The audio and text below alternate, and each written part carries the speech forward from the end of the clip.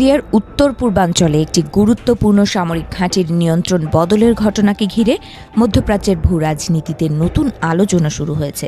মার্কিন সেনাদের কাছ থেকে আল শাদ্দাদি সামরিক ঘাঁটির দায়িত্ব আনুষ্ঠানিকভাবে গ্রহণ করেছে সিরিয়ার প্রতিরক্ষা মন্ত্রণালয়। দেশটির হাসাকা প্রদেশের গ্রামীণ এলাকায় অবস্থিত এই ঘাঁটিটি দীর্ঘদিন ধরে যুক্তরাষ্ট্র নেতৃত্বাধীন জোট বাহিনীর নিয়ন্ত্রণে ছিল।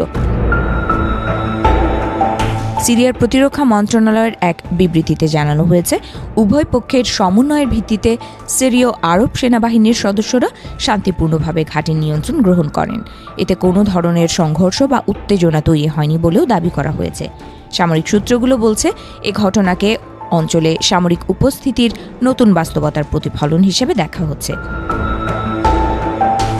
এ ঘাঁটিতে মার্কিন সেনারা মূলত মোতায়েন ছিলেন জঙ্গি গোষ্ঠী ইসলামিক স্টেট বা আইএসের বিরুদ্ধে লড়াইয়ের অংশ হিসেবে। আন্তর্জাতিক জোটের কার্যক্রমে এটি ছিল একটি গুরুত্বপূর্ণ অপারেশনাল কেন্দ্র।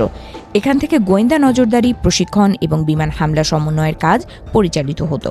সাম্প্রতিক ঘটনা প্রবাহের দিকে তাকালে দেখা যায়, মাত্র কয়েক দিন আগে মার্কিন বাহিনী সিরিয়ার জর্ডান ইরাক সীমান্ত সংলগ্ন আল তানফ ঘাঁটি ত্যাগ করে। এই দুই সিদ্ধান্তকে যুক্তরাষ্ট্রের ধীরে ধীরে সামরিক উপস্থিতি কমানোর অংশ হিসেবে দেখছেন বিশ্লেষকেরা। যদিও আনুষ্ঠানিকভাবে ওয়াশিংটন বলছে, আইএস মোকাবেলায় তাদের অভিযান এখনও চলমান থাকবে। মার্কিন নেতৃত্বাধীন আন্তর্জাতিক জোটের অন্যতম প্রধান সহযোগী ছিল কুর্দি নেতৃত্বাধীন সিরিয়ান ডেমোক্রেটিক ফোর্সেস বা এসডিএফ।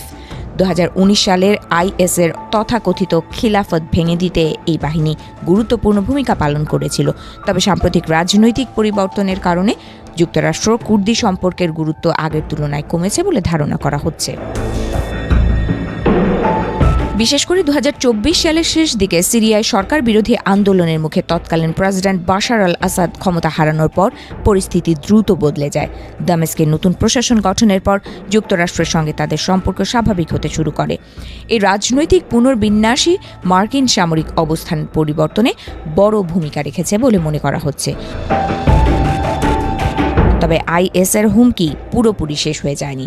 মার্কিন সেন্ট্রাল কমান্ড বা সেন্টকমের এক বিবৃতিতে বলা হয়েছে, চলতি মাসেই সিরিয়ার বিভিন্ন এলাকায় আইএসের 30টিরও বেশি লক্ষ্যবস্তুতে বিমান হামলা চালানো হয়েছে।